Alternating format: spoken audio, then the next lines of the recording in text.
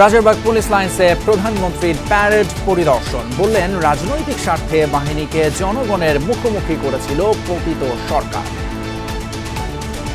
আর কোনো ফ্যাসিবাদ স্বৈরাচার যেন পুলিশ সদস্যদেরকে দেশ এবং জনগণের স্বাধীনতার বিরুদ্ধে ব্যবহার করতে সক্ষম না হয়।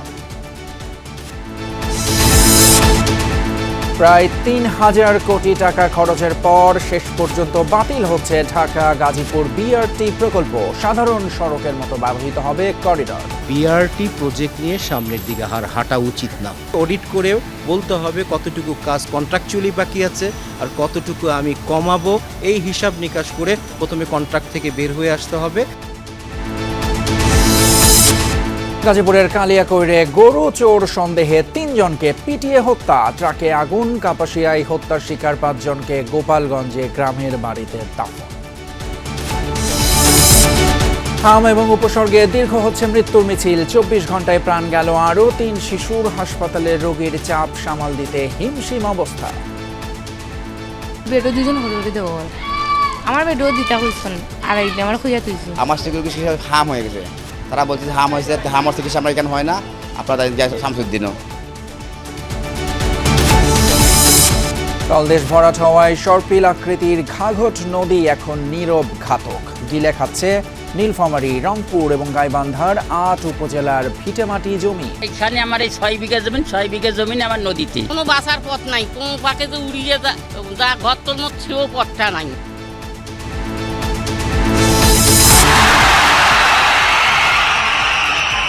தமிழ்நாட்டு அரசின் முதலமைச்சர் என்ற முறையில்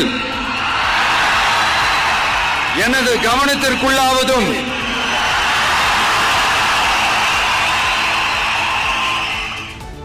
পর্দার পর বাস্তবেও থালাপতি বিজয়ের রাজস্বিক অভিষেক। ছিলেন কংগ্রেস নেতা রাহুল গান্ধী, সম্প্রতি এবং সামাজিক ন্যায় বিচার প্রতিষ্ঠার অঙ্গীকার।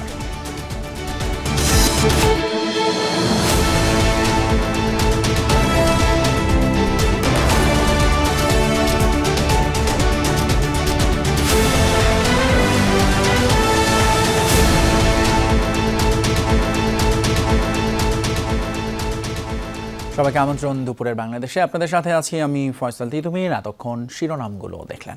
জনগণের জান মালের নিরাপত্তা নিশ্চিতে সাধ্য এবং সামর্থ্যের সবটুকু দিয়ে চেষ্টা করবে পুলিশ বাহিনীর কাছে, এমনটাই প্রত্যাশা বর্তমান সরকারের। জাতীয় পুলিশ সপ্তাহ ২০২৬ উদ্বোধন করে প্রধানমন্ত্রী তারেক রহমান বলেন, রাজনৈতিক স্বার্থে পুলিশ বাহিনীকে জনগণের মুখোমুখি দাঁড় করিয়েছিল পতিত সরকার। আর কোনো ফ্যাসিবাদ যেন পুলিশ সদস্যদের দেশ এবং জনগণের বিরুদ্ধে ব্যবহার করতে না পারে। পুলিশকে জনগণের সাথে মানবিক এবং পেশাদার আচরণের আহ্বান জানান প্রধানমন্ত্রী। খোলা জিপে চড়ে প্রধানমন্ত্রী তারেক রহমান পরিদর্শন করেন রাজারবাগ পুলিশ লাইন্স মাঠে সুশৃঙ্খল সাজে থাকা পুলিশ সদস্যদের প্যারেড।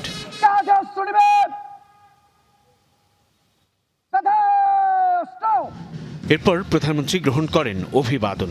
আমার পুলিশ আমার দেশ, সবার আগে বাংলাদেশ স্লোগানে পুলিশ সপ্তাহের উদ্বোধনী দিনে পুলিশের বিভিন্ন কন্টিনজেন্ট কুচকাওয়াজের মধ্য দিয়ে এগিয়ে যায়। দৃষ্টিনন্দন ও বর্ণিল প্যারেডে নতুন গতি আর দৃঢ়তার ছাপ স্পষ্ট হয়। দারুণ মনোবলে সোয়াত, ঘোড়সওয়ার কিংবা বাদক দলই শুধু নয়, পুলিশের সবকটি শাখাই ঐতিহাসিক রাজারবাগ পুলিশ লাইন্স মাঠে তৃপ্ত পায়ে হেঁটে যায়। বক্তব্যের শুরুতেই প্রধানমন্ত্রী শ্রদ্ধায় স্মরণ করেন ১৯৭১-এর ২৫শে মার্চ হানাদার বাহিনীর বর্বর হামলায় নিহত পুলিশ সদস্যদের। উত্তাল উত্তেজনায় মুখর সেই মার্চে রাজারবাগ পুলিশ লাইন্সে একসঙ্গে পুলিশ সদস্যদের জড়ো করে রাখার পেছনে তৎকালীন রাজনৈতিক নেতৃত্বের উদ্দেশ্য নিয়ে মুক্তিযুদ্ধ গবেষকদের গবেষণার আহ্বান জানান প্রধানমন্ত্রী। বাংলাদেশের স্বাধীনতা অর্জনের জন্য যে সকল শহীদ পুলিশ সদস্য আত্মত্যাগ করেছিলেন, যে কোনো মূল্যে সেই স্বাধীনতা রক্ষা করা আমাদের পবিত্র দায়িত্ব। ত্রয়োদশ জাতীয় সংসদ নির্বাচন প্রমাণ করেছে বাংলাদেশ পুলিশের পক্ষে দক্ষতা এবং পেশাদারিত্বের সঙ্গে দায়িত্ব পালন সম্ভব। বর্ণিল এই প্যারেড পুলিশ সদস্যদের শৃঙ্খলা, আত্মমর্যাদা ও দায়িত্ববোধের প্রকাশ বলে উল্লেখ করেন প্রধানমন্ত্রী তারেক রহমান। এই বাংলাদেশে আর কোনো ফ্যাসিবাদ স্বৈরাচার যেন পুলিশ সদস্যদেরকে দেশ এবং জনগণের স্বাধীনতার বিরুদ্ধে ব্যবহার করতে সক্ষম না হয়। আপনারা জনগণের জানমালের নিরাপত্তা নিশ্চিত করতে সাধ্য এবং সামর্থ্যের সবটুকু দিয়ে চেষ্টা করবেন। 24-এর গণঅভ্যুত্থানের পর জাঁকজমকপূর্ণভাবে নতুন রাজনৈতিক সরকারের অধীনে এই পুলিশ সপ্তাহ উদযাপন। প্রধানমন্ত্রী তারেক রহমান উদ্বোধন করলেন এই পুলিশ সপ্তাহের এবং স্মরণ করলেন 1971-এ সেই অকুতভয় পুলিশ সদস্যদের। বললেন আগামীতে আর কোনো রাজনৈতিক সরকার যেন পুলিশকে নিজেদের স্বার্থে ব্যবহার করতে না পারে, আর জনগণের পাশে থেকে পুলিশ যেন দৃঢ়চিত্তে তাদের জানমালের নিরাপত্তা নিশ্চিত করতে পারে। পরে প্রধানমন্ত্রী যোগ দেন পুলিশের কল্যাণ প্যারেডে। জনগণের সঙ্গে পুলিশের আস্থা ও নির্ভরতার সম্পর্ক গড়ে উঠলে অপরাধ নিয়ন্ত্রণ সহজ হবে বলে মনে করেন প্রধানমন্ত্রী। যে কোনো বিপদে আপদে জনগণ যেন থানা পুলিশকে তাদের নির্ভরযোগ্য আশ্রয়স্থল মনে করতে পারে। আমার বক্তব্য স্পষ্ট, পুলিশ প্রশাসন কোনো দলের নয়। বিধিবদ্ধ আইন অনুযায়ী পুলিশ প্রশাসন পরিচালিত হবে। কোনো নিরপরাধ মানুষ যেন হয়রানির শিকার না হন তা নিশ্চিত করা অবশ্যই আপনাদের দায়িত্ব। গুম, অপহরণ কিংবা বিচার বহির্ভূত কর্মকাণ্ড কোনোভাবেই গ্রহণযোগ্য নয় বলে উল্লেখ করেন তারেক রহমান। জানান পুলিশের আধুনিক প্রশিক্ষণ, আবাসন সংকট সমাধান, চিকিৎসা, ঝুঁকি ভাতা ও রেশন নিশ্চিত করা সহ বিভিন্ন সুযোগ সুবিধা বাড়ানোর বিষয়টি সরকারের বিবেচনায় রয়েছে। পুলিশের কাজ দুষ্টের দমন আর শিষ্টের লালন। সাইফুদ্দিন রবিন, যমুনা নিউজ, ঢাকা। সরকার যায় আসে, কিন্তু বাংলাদেশ পুলিশ চলছে 165 বছরের পুরনো আইনে, যার পরিবর্তনে খুব একটা মনোযোগী নয় কোনো সরকারই। ফলে প্রতিবারই ক্ষমতাসীন সরকারের আজ্ঞাবহ বাহিনীতে পরিণত হয় রাষ্ট্রীয় এই সংস্থা। এমন বাস্তবতায় আজ থেকে শুরু হলো পুলিশ সপ্তাহ 2026। আইনের মধ্যে থেকে স্বাধীনভাবে কাজ করতে দিলে পুলিশের প্রাতিষ্ঠানিক কাঠামো আরও শক্তিশালী হয় মনে করেন বাহিনীর সাবেক শীর্ষ কর্মকর্তারা। আর 24-এর অভ্যুত্থানে পুলিশের বিতর্কিত ভূমিকার জন্য রাজনৈতিক সিদ্ধান্তকেই দায়ী করছেন বিশ্লেষকরা। বিস্তারিত রাব্বি সিদ্দিকের রিপোর্টে। 2024 সালের 5 আগস্ট গণ অভ্যুত্থানে আওয়ামী লীগ সরকারের পতনের পর পুলিশি কাঠামো ভেঙে পড়ে। রাজধানী সহ সারা দেশের থানায় আগুন দেওয়া হয়, ঘটে অস্ত্র লুটের ঘটনা। আত্মগোপনে চলে যান আইজিপি থেকে শুরু করে কনস্টেবল পর্যন্ত। অন্তর্বর্তী সরকার দায়িত্ব নেয়ার পর ধীরে ধীরে স্বাভাবিক হয় পুলিশের কার্যক্রম, সচল হয় থানা। তবে গণ অভ্যুত্থানে বিতর্কিত ভূমিকার কারণে মারাত্মক ভাবমূর্তি সংকটে পড়ে এই বাহিনী। ওঠে পুলিশ সংস্কারের দাবি। সে সময় পুলিশ কমিশন গঠন করে অন্তর্বর্তী সরকার। স্বাধীন পুলিশ কমিশন গঠন, পুলিশের জবাবদিহিতা, রাজনৈতিক নিরপেক্ষতা, মোট কথা পুলিশের কর্মকাণ্ডে পেশাদারিত্ব নিশ্চিত করতে এই কমিশন গঠন করলেও শেষ পর্যন্ত আর আলোর মুখ দেখেনি। পুলিশের ভূমিকা সবচেয়ে গুরুত্বপূর্ণ। এমন বাস্তবতায় শুরু হয়েছে পুলিশ সপ্তাহ 2026। সাবেক এই আইজিপি মনে করেন সরকারের অন্যায় আদেশ পালন করা যাবে না। পুলিশ আইনের মধ্য থেকে দায়িত্ব পালন করলে ভাবমূর্তি উদ্ধার করা সম্ভব, দেয়া যাবে না সিন্ডিকেটের হাতে। আইনগত একটা তো বলে দেওয়া আছে এবং কি করতে হবে আর কি করতে হবে না। পুলিশের আইন আছে, পুলিশ রেগুলেশন বেঙ্গল আছে, ফৌজদারি কার্যবিধি আছে, পেনাল কোড আছে। আমাকে লেট ডাউন ডিউটি, আমার আচরণবিধি আছে যে আমি কোন কাজ করতে পারবো, কোন কাজ করতে পারবো না। সুতরাং সরকারি কর্মচারী ওটাই ফলো করা উচিত। আমি যেন এমন কাজ করব না যে কাজ করলে আমি জবাব দিতে পারবো না ভবিষ্যতে। বৃদ্ধ বয়সে আমি পরিবার সাফার করবে, আমি সাফার করব, এমন কাজ তো জনগণ সাফার করবে, এমন কাজ তুমি করতে পারি না। রাজনৈতিক সিদ্ধান্তে পুলিশ ছাত্র জনতার বিরুদ্ধে দাঁড়িয়েছিল। এজন্য রাজনৈতিক সদিচ্ছা থাকলেই পুলিশ পেশাদারিত্বের সাথে দায়িত্ব পালন করতে পারবে, মত বিশ্লেষকদের। জুলাই আগস্টে যে ভূমিকাটা পালন করেছে, এটা কিন্তু আসলে পুলিশের এককভাবে পুলিশের দায় না, এটা একটা রাজনৈতিক সিদ্ধান্ত। তো রাজনৈতিক সিদ্ধান্তের বাইরে গিয়ে পুলিশ অ্যাক্ট করবে, এটা আসলে আমাদের ভাবনাটা বোধহয় উচ্চাবিলাসী এবং রোমান্টিক একটা ভাবনা হয়ে যায়, সেটা হয় না। এই জন্য বলে যে রাজনৈতিক সদিচ্ছার সাথে পুলিশের যে পেশাদারিত্ব, এটা যখন ইকুইলিব্রিয়াম হবে, ইন্টারসেক্ট করবে, তখনই কেবল এবং জনগণের কোঅপারেশন, এই তিনটে বিষয় যখন ইন্টারসেক্ট করবে, তখন হয়তো এই পুলিশ দিয়েই আপনি দেখবেন যে আইন শৃঙ্খলার পরিস্থিতি একদম চমৎকারভাবে উন্নতি করতে পারছেন। পুলিশের মহাপরিদর্শক মোহাম্মদ আলী হোসেন ফকির জানিয়েছেন, পুলিশ এতদিন বিশৃঙ্খল অবস্থায় ছিল, কিন্তু সেটা অনেকাংশে গুছিয়ে আনা হয়েছে। নতুন সরকারের আমলে প্রথম আমাদের পুলিশ উইক, এবং আপনারা জানেন পুলিশেরও যে আমাদের একটা বিশৃঙ্খল অবস্থা ছিল, সেটা অনেকাংশে আমরা গুছিয়ে আনতে সক্ষম হয়েছি।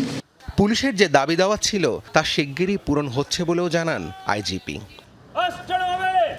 রাব্বি সিদ্দিকী, যমুনা নিউজ, ঢাকা। বাকি কাজ শেষ না করেই ঢাকা গাজীপুর বিআরটি প্রকল্প বাতিল করার নীতিগত সিদ্ধান্ত নিয়েছে সরকার। শুনে আসছে বাস ভিত্তিক দ্রুতগতির পরিবহন ব্যবস্থার মূল পরিকল্পনা থেকে। সাধারণ সড়কের মতোই ব্যবহৃত হবে বিআরটি করিডর, থাকতে পারে টোলের ব্যবস্থা। প্রায় ৩,০০০ কোটি টাকা ব্যয়ে ৯৭% কাজ শেষ হলেও ব্যর্থ হলো দেশের প্রথম বাস র্যাপিড ট্রানজিট করিডর তৈরির উদ্যোগ।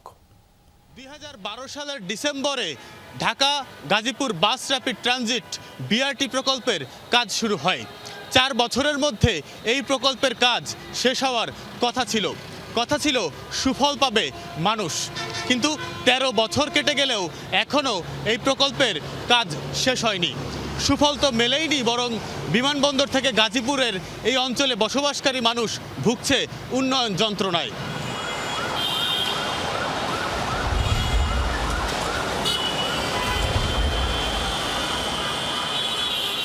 20 কিলোমিটারের ওপর এ রাস্তাটি বাড়ানোর কথা যানবাহনের গতি। উল্টোপাল্টা ব্যবস্থাপনায় গতি তো বাড়েইনি, বরং আরও কমেছে। হওয়ার কথা নিরাপদ, হয়েছে ছিনতাইকারী মাদকসেবীদের অভয়াশ্রম। অভিভাবকহীন বিআরটি রাস্তার অন্ধকার স্টেশনগুলোর সামনে দিয়ে দিনের বেলায়ও চলতে ভয় পান পথচারীরা। পুলিশের টহল নেই, প্রকল্প সংশ্লিষ্ট কেউ নেই দেখার জন্য। সকাল বিকাল জাম লেগেই থাকে এখানে, মানুষ দেখতে পারাবার করে, গাড়ি ব্রেক করে থামে থাকে, আর অটো রিক্সা অবরোধ রিক্সা। এটার কারণে আবার রাস্তাটা জ্যামও হচ্ছে, যেহেতু রুটগুলো ছোট হয়ে গেছে। বিআরটির ভিতরে লোকজন বসে বসে মাদক সেবন করে, এর ভিতরে আর ছিনতাই, এই টঙ্গীর ভিতরে ছিনতাইটা আর কি বেশি। পারাপারের সময় অনেক অ্যাক্সিডেন্ট হয়, এই যে ব্রিজ থেকে গাড়ি নাইমা আসার পর অ্যাক্সিডেন্ট হয়। প্রকল্পটির প্রাথমিক ব্যয় ২০৩৮ কোটি টাকা ধরা হলেও পরে কয়েক দফা অর্থ বরাদ্দ বাড়িয়ে এ যাবৎ খরচ প্রায় ৩,০০০ কোটি টাকা। যদিও প্রকল্পের ৩% কাজ এখনও বাকি।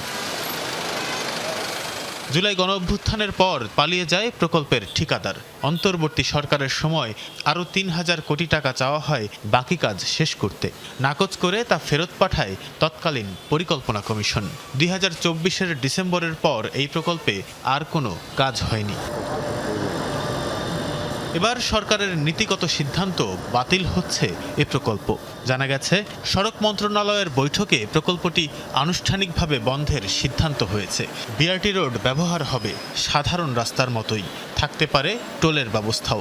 এ বিষয়ে পদক্ষেপ নিতে পরিকল্পনা কমিশনে প্রস্তাব পাঠানো হচ্ছে, অপেক্ষা কেবল একনেকের অনুমোদনের। বিআরটি চাপানোর জন্য যা যা করা দরকার সেটা করে একটা মেকি ফিজিবিলিটি স্টাডি করেছে।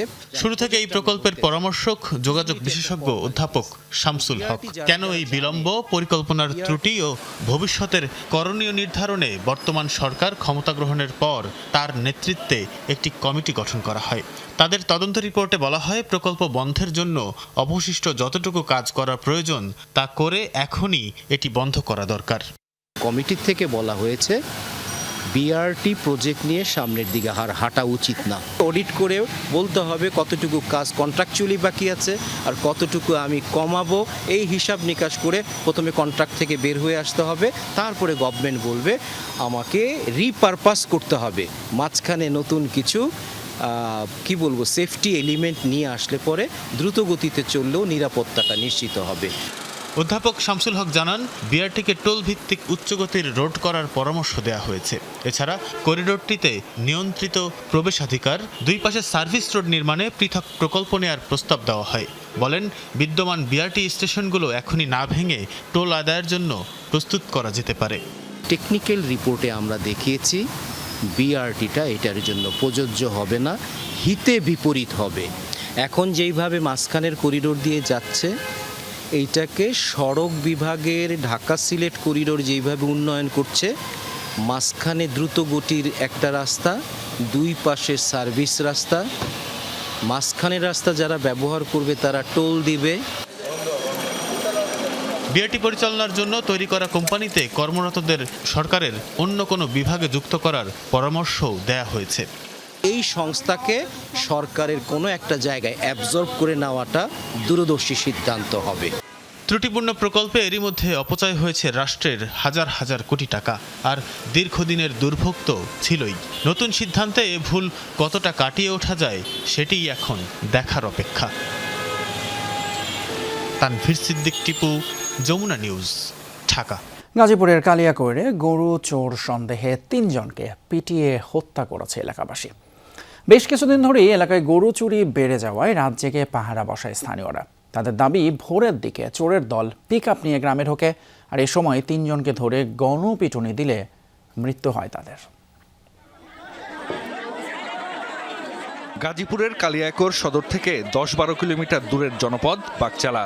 নিভৃত এই পল্লীতেই গরুচোর সন্দেহে স্থানীয়দের পিটুনিতে প্রাণ গেছে 3 জনের। স্থানীয়রা জানায়, এলাকায় বেশ কিছুদিন ধরেই গরুচোরের উৎপাত বেড়েছে। রাত জেগে পালা করে পাহারা দেন গ্রামবাসী। প্রত্যক্ষদর্শীদের দাবি, গতরাত 3:30টার দিকে একটি বড় পিকআপ ভ্যান নিয়ে এলাকায় ঢোকে চোরের দল। টের পেয়ে তাদের ধাওয়া দেয়া হয়। এক পর্যায়ে 3 জনকে ধরে গণপিটুনি দেয় এলাকাবাসী। এতে ঘটনাস্থলেই মারা যান একজন। হাসপাতালে নেয়ার পর বাকি 2 জনকে মৃত ঘোষণা করেন চিকিৎসক। গত 3 রাত আগে আমাদের তালতলা গ্রাম আবু বকর সিদ্দিক নামে ওনার বাড়ি থেকে 4টা গরু নিয়ে যাওয়া হয় চুরি করে। এলাকাবাসী সবাই টহল দেয় মানে দেখে যে কোনো গাড়ি আসে কিনা, অপরিচিত গাড়ি।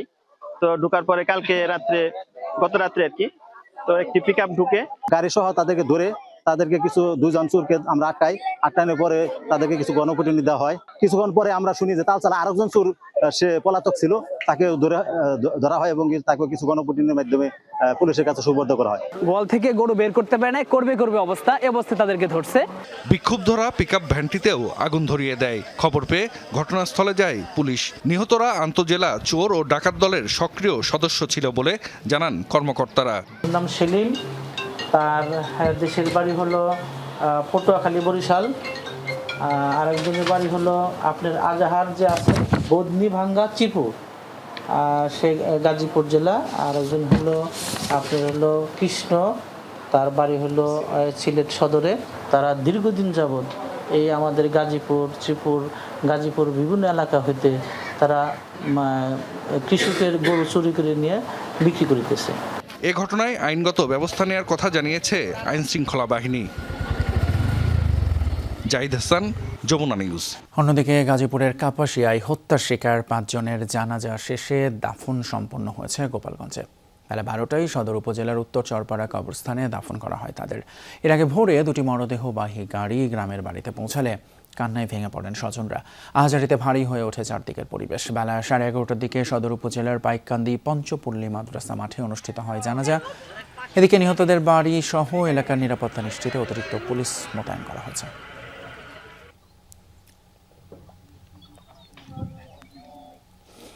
নারায়ণগঞ্জের ফতুল্লায় একটি বাসায় বিস্ফোরণে একই পরিবারের 5 জন দগ্ধ হয়েছেন। প্রাথমিকভাবে ফায়ার সার্ভিসের ধারণা, গ্যাস লাইনের লিকেজ থেকে ঘটতে পারে এই দুর্ঘটনা।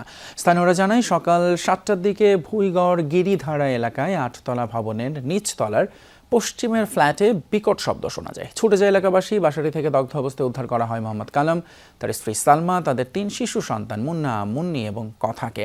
গুরুতর হওয়ায় অবস্থা তাদের 5 জনকেই নেওয়া হয় রাজধানী জাতীয় বার্ন ইনস্টিটিউটে। খবর পেয়ে ঘটনাস্থলে যায় ফায়ার সার্ভিস। কর্মকর্তাদের প্রাথমিক ধারণা, লাইনের লিকেজ থেকে বন্ধ কক্ষে গ্যাস জমেছিল। সকালে লাইটার জ্বালানোর চেষ্টা করলে বিস্ফোরণ ঘটে।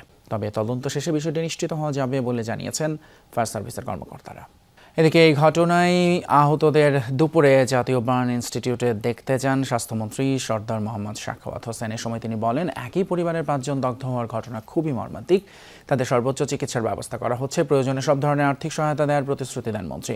জানান, এমন দুর্ঘটনার রোধে আন্তঃমন্ত্রণালয় বৈঠক করে দ্রুত করণীয় নির্ধারণ করা হবে। এই ঘটনায় পরিবারের কর্তা আবুল কালামের 95% শরীর পুড়ে গিয়েছে।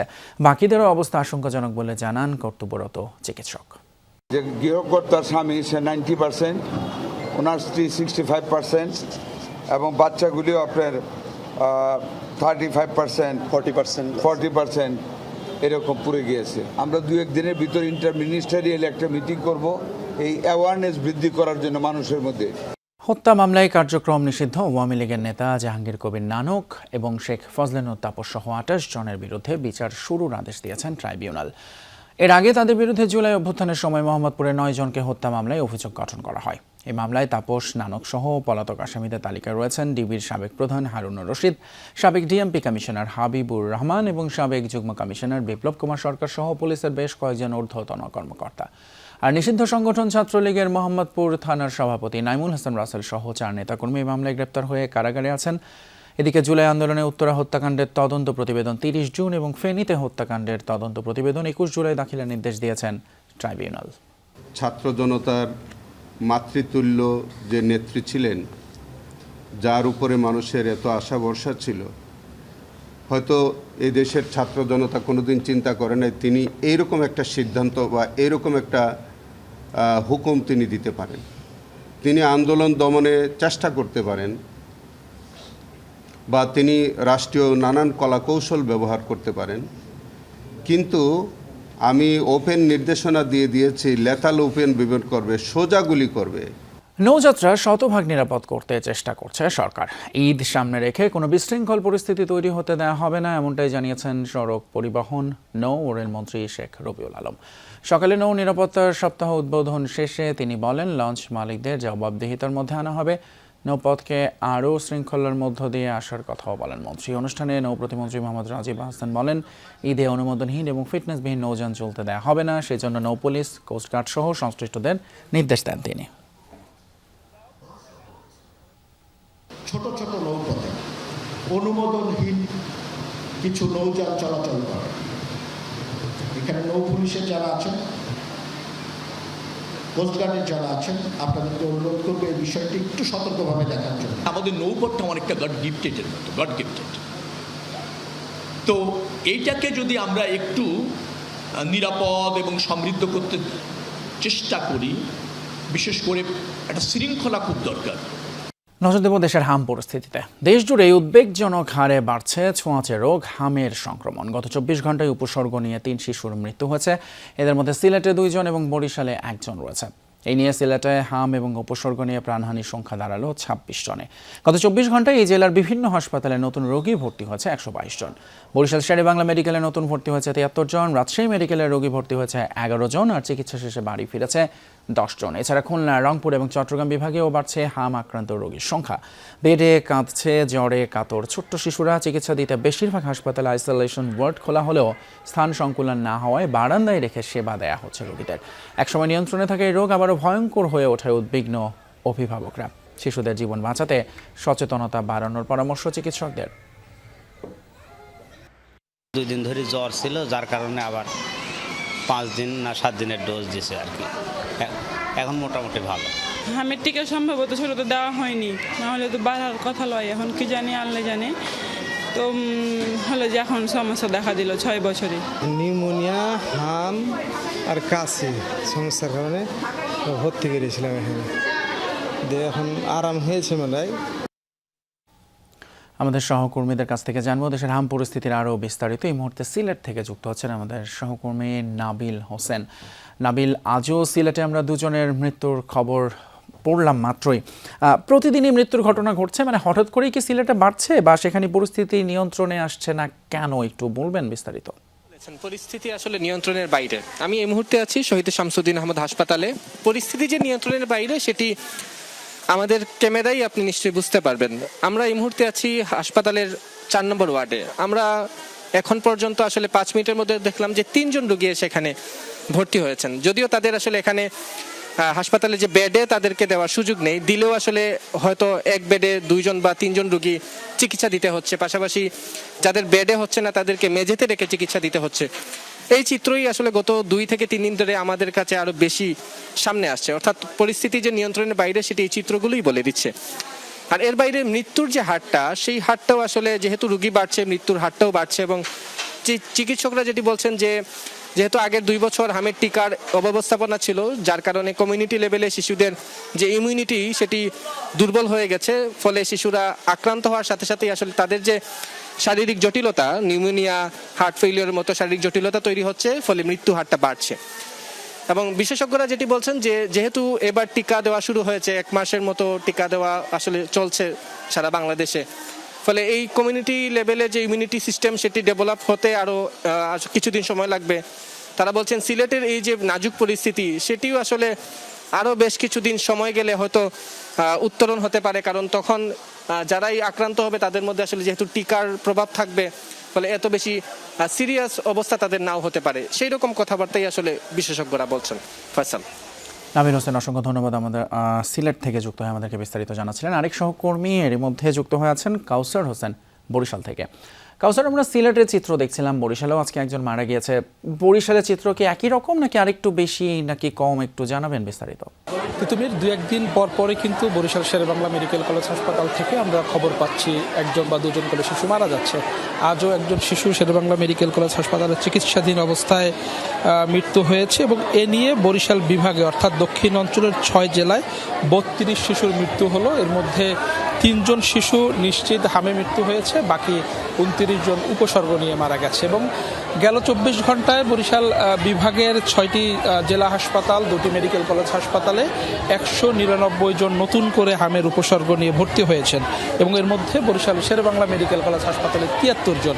যদিও হাসপাতাল কর্তৃপক্ষ যেটা বলছে বা স্বাস্থ্য বিভাগ বলছে যে হারে শিশুরা ভর্তি হচ্ছেন হামের উপসর্গ নিয়ে, ঠিক একইভাবে কিন্তু অনেক শিশু এখান থেকে সুস্থ হয়ে ছাড়পত্র নিয়ে বাড়ি ফিরে যাচ্ছেন। এর মধ্যে গেল 24 ঘন্টায় বরিশাল বিভাগে 155 জন শিশু বিভিন্ন হাসপাতালে চিকিৎসা নিয়ে বাড়ি ফিরেছেন এবং বারবার যারা চিকিৎসক আছেন তারাকে বারবার একটি বিষয়ের উপরে জোর দিচ্ছেন যে বাড়িতে শিশুদের পুষ্টিকর খাবার দিতে হবে, যারা টিকা পাননি তাদেরকে টিকা দিতে হবে এবং যারা 1 ডোজ বা 2 ডোজ পেয়েছেন তাদেরকে বুস্টার ডোজ দিতে হবে। অর্থাৎ টিকা এবং পুষ্টিকর খাবারের উপরেই চিকিৎসকরা বারবার আসলে জোর দিচ্ছেন এবং তারা বলছেন সঠিক সময় টিকা পেলে এবং পুষ্টিকর খাবার খাওয়ানো হলে শিশুরা তাদের যে রোগ প্রতিরোধ ক্ষমতা সেটি তৈরি হবে এবং হামে আক্রান্ত হবে না, বা যারা হামে আক্রান্ত হয়েছেন তারা খুব দ্রুত সময়ের মধ্যেই সুস্থ হয়ে উঠবেন। এবং স্বাস্থ্য বিভাগ জানিয়েছে তাদের যে চিকিৎসা কার্যক্রম সেটির পাশাপাশি সচেতনতামূলক প্রচারণা চলছে এবং তাদের যে টিকা কার্যক্রম সেটিও কিন্তু চলছে এবং তারা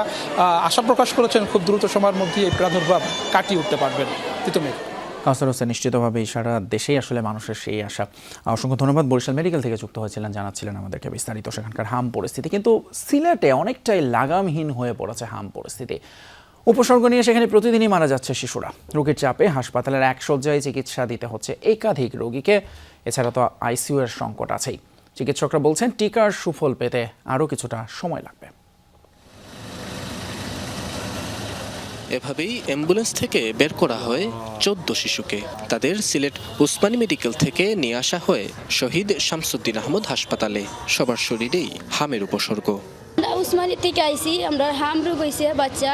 আমার চিকিৎসা হাম হয়ে গেছে, তারা বলছে হাম হয়েছে, হামের চিকিৎসা আমরা এখানে হয় না, আপনারা শামসুদ্দিনও। শুরু থেকেই শহীদ শামসুদ্দিন আহমদ হাসপাতালে চলছে হামের চিকিৎসা। তবে রোগীর চাপে এখন পরিস্থিতি বেসামাল। 1 শয্যায় চিকিৎসা দিতে হচ্ছে একাধিক রোগীকে। কেউ চিকিৎসা নিচ্ছেন মেঝেতে। এদিকে চলতি সপ্তাহ থেকে উসমানী মেডিকেলে হামের জন্য আলাদা ওয়ার্ড চালুর কথা থাকলেও আপাতত তা হচ্ছে না। ফলে ভোগান্তিতে রোগী ও হাসপাতাল কর্তৃপক্ষ। রুগী বেশি লাগে সিট মিলেন না, বেডও 2 জন হতে দেবো। আমার বেডও দিতে হয়েছেন আর আমার খুঁজে তুলছেন। আমরা আসলে একটু কষ্ট হচ্ছে যদিও, তারপরে রোগীর সেবার ক্ষেত্রে আসলে কোনো কমতি হবে না আমরা আশা করি। আমাদের সিস্টার ডাক্তাররা অক্লান্ত পরিশ্রম করে যাচ্ছেন। চিকিৎসকরা বলছেন টিকা অব্যবস্থাপনায় সামাজিকভাবে গড়ে ওঠা ইমিউনিটি সিস্টেম ক্ষতিগ্রস্ত হওয়া এবং দেরি করে শিশুদের হাসপাতালে নিয়ে আসায় এবার শিশুদের শারীরিক জটিলতা ও মৃত্যুহার বেড়েছে। আমরা একটা হলো প্রিভেন্টিভ ভ্যাকসিন দিচ্ছি, আর একটা হচ্ছে ধরেন আপনার চিকিৎসা দিচ্ছি। এর ফলাফল একটু পাইতে মাসখানেক আশা করি সময় লাগবে। স্বাভাবিকভাবে মৃত্যুর হার কিছুটা বেশি এই মুহূর্তে সিলেটে। আমাদের কাছে মনে হচ্ছে পেশেন্টরা, আমরা অনুরোধ করব পেশেন্টের অভিভাবকদেরকে, বাচ্চার যদি সাধারণ জ্বর, সর্দি, কাশি এবং শ্বাসকষ্ট বা র্যাশ দেখা দেয় সাথে সাথে যেন চিকিৎসকের শরণাপন্ন হন। এ অবস্থায় অভিভাবকদের সচেতনতা বৃদ্ধি সংক্রমণ নিয়ন্ত্রণে বড় ভূমিকা রাখবে বলে মনে করছেন সংশ্লিষ্টরা। নাবিল হোসেন, যমুনা নিউজ, সিলেট। প্রযুক্তি এবং ডিজিটাল নির্ভর বিশ্বে নতুন প্রজন্মকে নৈতিক শিক্ষা দেয়া হচ্ছে না। প্রকৃত মানুষ হিসেবে গড়ে উঠতে নৈতিক শিক্ষার বিকল্প নেই বলে মন্তব্য করেছেন তথ্য এবং সম্প্রচার মন্ত্রী জহিরুদ্দিন স্বপন। সকালে বাংলাদেশ ছাত্র কল্যাণ ট্রাস্টের সেমিনারে তিনি বলেন, সমাজে ইতিবাচক এবং ভালো কাজের চর্চা দিন দিন কমে যাচ্ছে, তাই মানবিক দেশ গড়তে সবার নৈতিক শিক্ষার প্রয়োজন বলে জানান তিনি। এ সময় প্রবাসী কল্যাণ প্রতিমন্ত্রী নুরুল হক নূর বলেন, সরকার পরিবর্তন হলেও আমাদের সামাজিক ও মানসিক অবস্থার তেমন পরিবর্তন হয়নি। দুর্নীতি এখনও দেশের প্রায় সব ক্ষেত্রে বিস্তার লাভ করেছে। শিক্ষা এবং গবেষণাকে আরও কার্যকর ও যুগোপযোগী করতে কর্মমুখী শিক্ষা ব্যবস্থা গড়ে তোলার উপর গুরুত্ব আরোপ করেছে সরকার। একটা উন্নত সমাজের জন্য এই ধরনের যে মৌলিক ইথিক্স এবং মৌলিক ইথিক্যাল কোড থাকা দরকার এবং যে বয়স থেকেই শুরু করা দরকার তার দরকার, সেটাকে আমরা কীভাবে করতে পারি। এই চ্যালেঞ্জটা একটা সোশ্যাল চ্যালেঞ্জ, এই চ্যালেঞ্জটা একটা রাষ্ট্রীয় চ্যালেঞ্জ। দেশে এবং বিদেশে শিক্ষিত অশিক্ষিত তরুণ এবং যুবকদের কর্মসংস্থান, আমাদের ডেমোগ্রাফিক ডিভিডেন্ডকে কাজে লাগানোর ক্ষেত্রে প্রধানমন্ত্রীর একটা ভালো কনসার্ন আছে। তলদেশ ভরাট হওয়ায় সর্পিল আকৃতির ঘাঘট নদী এখন নীরব ঘাতকে পরিণত হয়েছে। ভিটেমাটি জমি গিলে খাচ্ছে নীলফামারী, রংপুর এবং গাইবান্ধার ৮ উপজেলায়। ক্ষণে ক্ষণে গতিপথ পরিবর্তন করে নতুন নতুন এলাকায় আঘাত হানছে এই নদী। বছরের পর বছর ধরে পানি উন্নয়ন বোর্ড সহ সংশ্লিষ্ট দপ্তরে ধর্ণা দিয়েও মিলছে না কোনো সমাধান।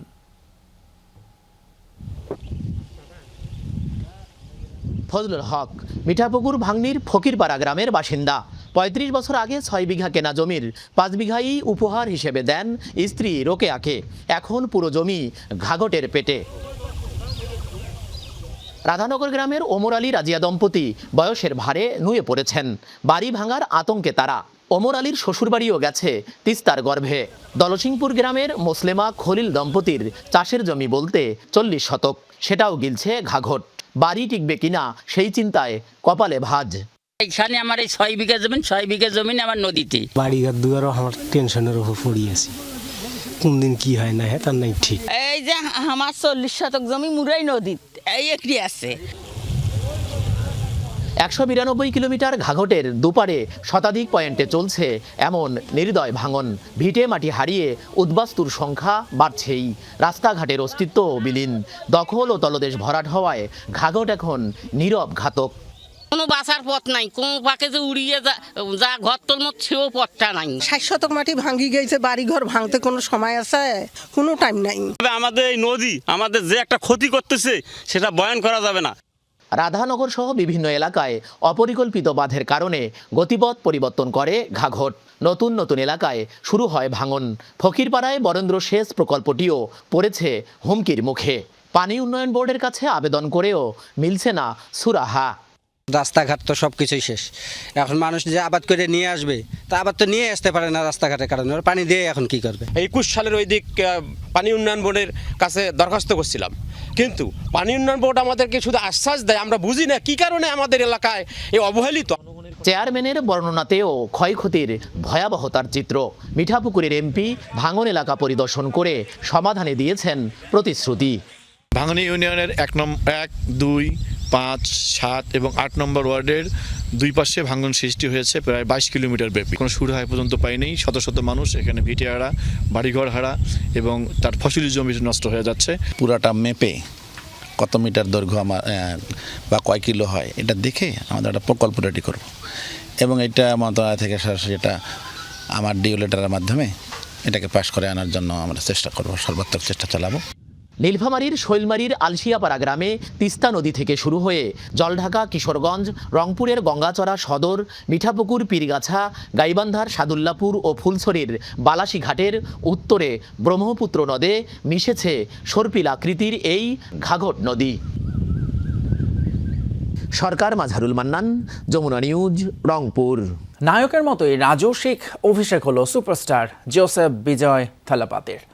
তামিলনাড়ুর মুখ্যমন্ত্রী হিসেবে শপথ নিলেন দক্ষিণী এই সুপারস্টার। চেন্নাইয়ের নেহরু স্টেডিয়ামে মহা আড়ম্বরে হলো শপথ গ্রহণ অনুষ্ঠান। পাশে ছিলেন কংগ্রেস নেতা রাহুল গান্ধী। দায়িত্ব নিয়ে প্রথম ভাষণেই বললেন অসাম্প্রদায়িকতা আর সামাজিক ন্যায় বিচার প্রতিষ্ঠার কথা। শপথের মঞ্চেই স্বাক্ষর করলেন নারীদের নিরাপত্তা নিশ্চিতের নির্দেশনামায়।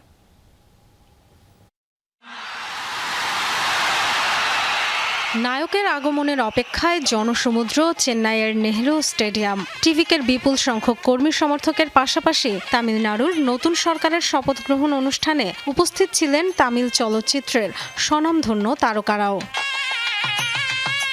নায়ক থেকে রাজনীতিবিদ, সিনেমার পর্দা থেকে বাস্তবের জননেতা, ইতিহাস গড়তে ভেন্যুতে সকাল 10:30 নাগাদ হাজির হলেন তামিলনাড়ুর থালাপতি চন্দ্রশেখর জোসেফ বিজয়। কালো ট্রাউজার, সাদা শার্ট, কালো ব্লেজার গায়ে লাল গালিচা সংবর্ধনায় উঠলেন মঞ্চে। 51 বছর বয়সী বিজয়ের পাশেই ছিলেন কংগ্রেস নেতা রাহুল গান্ধী। শপথ গ্রহণ অনুষ্ঠানে অংশ নিয়েছেন কংগ্রেস সহ বিজয়ের জোটে শরিক হওয়া অন্য দলগুলোর নেতারাও।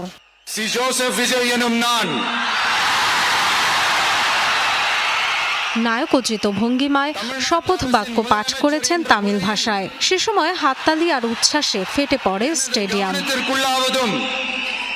নতুন মুখ্যমন্ত্রীর পাশাপাশি শপথ নিয়েছেন আরও 9 জন। মুখ্যমন্ত্রী হিসেবে দায়িত্ব নেয়ার পর দেয়া প্রথম ভাষণে নতুন যুগের সূচনার কথা বললেন বিজয়। জানালেন সত্যিকারের অসাম্প্রদায়িকতা ও সামাজিক ন্যায় বিচারের যুগ শুরু হয়েছে তামিলনাড়ুতে। রাজ্যের অর্থনৈতিক অবস্থা জানিয়ে শ্বেতপত্র প্রকাশের কথাও বললেন। নারীদের নিরাপত্তা নিশ্চিতে নির্দেশনামায় স্বাক্ষর করেন বিজয় থালাপতি। এதிர்க்கட்சி தலைவர் மதிப்புக்குரிய my brother রাহুল গান্ধী কংগ্রেস সহ জোটের শরিক দলগুলোর প্রতি কৃতজ্ঞতা। আমি কোনো রাজবংশের উত্তরাধিকার নই। জনগণ আমাকে স্বাগত জানিয়েছে, গ্রহণ করেছে। মিথ্যা অঙ্গীকার করে জনগণকে ধোঁকা দেব না।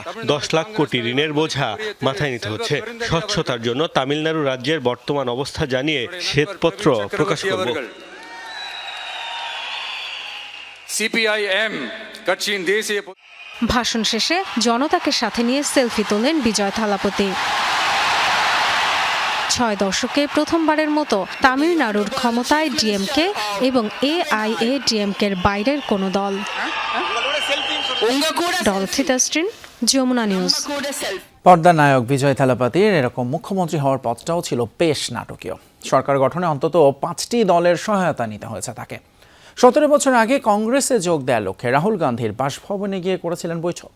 আর এখন সেই কংগ্রেসই তার নেতৃত্বাধীন জোটের ক্ষুদ্র এক অংশ। বলা হচ্ছে রাহুল গান্ধীর সাথে বিজয়ের সখ্যতার এই গল্প একদিনের নয়। ভারতীয় বিভিন্ন মিডিয়ার খবর, বিজয়ের প্রতি সমর্থনের কারণে নির্বাচনী প্রচারণায় জোট শরিক ডিএমকের একাধিক বৈঠকে অংশ নেননি রাহুল। তামিলনাড়ুর নতুন মুখ্যমন্ত্রী বিজয় থালাপতির শপথ অনুষ্ঠানে সবচেয়ে আলোচিত মুখ কংগ্রেস নেতা রাহুল গান্ধী। টিভিকের সরকার গঠনের নেপথ্যে কংগ্রেসের রয়েছে গুরুত্বপূর্ণ ভূমিকা। মাত্র 10 আসনের অভাবে যখন সরকার গঠনে অনিশ্চয়তায় পড়ে বিজয়ের দল, তখন সবার আগে এগিয়ে যায় কংগ্রেস। দীর্ঘদিনের জোট শরিক ডিএমকে ছেড়ে বিজয়কে সমর্থন দেন দলটির 5 বিধায়ক। বলা হচ্ছে টিভিকে সমর্থন দেওয়ার সিদ্ধান্ত হুট করে নেয়নি কংগ্রেস। নির্বাচনে কংগ্রেস ডিএমকের সাথে জোট করলেও বিজয়ের সাথে রাহুলের সখ্যতা বেশ পুরনো। 2009 সালেই রাহুল গান্ধীর বাসভবনে বৈঠক করেছিলেন বিজয়। লক্ষ্য ছিল কংগ্রেসের তামিলনাড়ুর যুব শাখার দায়িত্ব নেয়া। তবে রাজনৈতিক টানাপোড়েনে শেষ পর্যন্ত আর দায়িত্ব নেওয়া হয়নি। ইতিহাস তৈরি করে তামিলনাড়ুর সর্বোচ্চ আসন পাওয়া দল বনে গেছে বিজয়ের নবাগত দল টিভিকে। রাজনৈতিক পালাবদলের জেরে এই দলের নেতৃত্বাধীন জোট সরকারের ক্ষুদ্র অংশ এখন কংগ্রেস। তাদের আসন সংখ্যা মাত্র 5। বিশ্লেষকদের মত, দক্ষিণ ভারতে বন্ধু হিসেবে পরিচিত অনেক নেতাকে রাহুল বিশ্বাস না করলেও তার আস্থা রয়েছে বিজয়ের প্রতি। কংগ্রেস নেতাদের প্রত্যাশা আগামী জাতীয় নির্বাচনেও তামিলনাড়ুতে দেখা যাবে রাহুল বিজয় জোটকে। আর তাই এবারের নির্বাচনী প্রচারণার সময় জোট শরিক ডিএমকের বৈঠকে অনুপস্থিত ছিলেন রাহুল। কংগ্রেস ছাড়াও আরও ছোট 4টি দলকে জোটভুক্ত করে সরকার গঠনের কাঙ্ক্ষিত ম্যাজিক ফিগার স্পর্শ করেছে টিভিকে। সিপিআই, সিপিআইএম, ভিসিকে এবং ইন্ডিয়ান ইউনিয়ন মুসলিম লীগও সমর্থন দিয়েছে বিজয়কে, যাদের প্রত্যেকটি দলে রয়েছে 2 জন করে এমএলএ। বলা হচ্ছে ধর্মনিরপেক্ষ ভাবমূর্তির কারণেই বাম ও মুসলিম দলের সমর্থন পেয়েছেন বিজয়। মোস্তফা মাহমুদ, যমুনা নিউজ। মধ্যপ্রাচ্যে মার্কিন ঘাঁটি এবং জাহাজের দিকে তাক করে পুরোপুরি প্রস্তুত রয়েছে ইরানের ড্রোন এবং মিসাইল। নির্দেশ পাওয়া মাত্রই শুরু হবে হামলা। সোশ্যাল হ্যান্ডেল এক্সে এমন একটা পোস্ট করেছেন আইআরজিসির অ্যারোস্পেস ফোর্সের কমান্ডার মজিদ মুসাফির। এদিকে যুক্তরাষ্ট্রের সবশেষ প্রস্তাবে ইরানের পক্ষ থেকে ইতিবাচক সাড়া না মিললে অপারেশন ফ্রিডম প্লাসের মতো কঠোর পদক্ষেপ নিতে বাধ্য হবে যুক্তরাষ্ট্র। আবার এমন হুঁশিয়ারি মার্কিন প্রেসিডেন্ট ডোনাল্ড ট্রাম্পের। অন্যদিকে প্রস্তাবটি পর্যালোচনা চলছে বলে জানিয়েছেন ইরানের পররাষ্ট্র মন্ত্রণালয়। সর্বোচ্চ নেতা মুস্তাফা খামেনির চূড়ান্ত বিবেচনার পর জানানো হবে প্রতিক্রিয়া। গেল 1 মাসে ইরানের 4টি জাহাজে হামলার পাশাপাশি কমপক্ষে 58টি বাণিজ্যিক জাহাজকে বন্দরে প্রবেশ করতে বাধা দিয়েছে যুক্তরাষ্ট্র, জানিয়েছে মার্কিন স্যাটকম। দর্শক, এই ছিল আমাদের দুপুরে বাংলাদেশে। এতক্ষণ সাথে থাকার জন্য ধন্যবাদ আপনাদের সবাইকে।